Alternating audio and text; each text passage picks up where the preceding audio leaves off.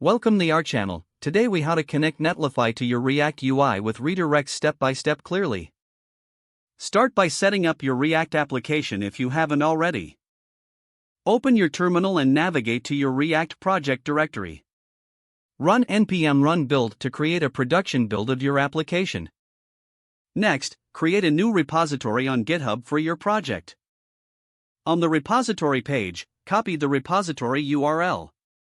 Then, in your terminal, initialize a Git repository if you haven't done so yet by using git init. Add your GitHub repository as a remote origin with the command git remote add origin repository URL. Now, commit your changes with git add followed by git commit m initial commit. Push your code to GitHub using the command git push u origin main. Visit Netlify's website and log in or sign up for an account. Once you're logged in, click on New Site from Git. Choose GitHub as your Git provider and authorize Netlify to access your GitHub account. Select the repository you just created for your React application. In the build settings, set the build command to npm run build. For the published directory, enter build.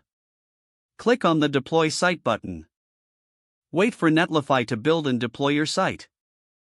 As the site deploys, you'll receive a live link to your application. After deployment, navigate to the site settings in your Netlify dashboard.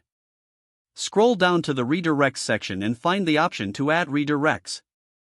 Create a new _redirects file in your public directory within your React project. In this _redirects file, specify your redirects in the format /oldpath/newpath and save the file. Rebuild your application by running npm run build again. Commit the changes for the _redirects file with git add and git commit m add redirects.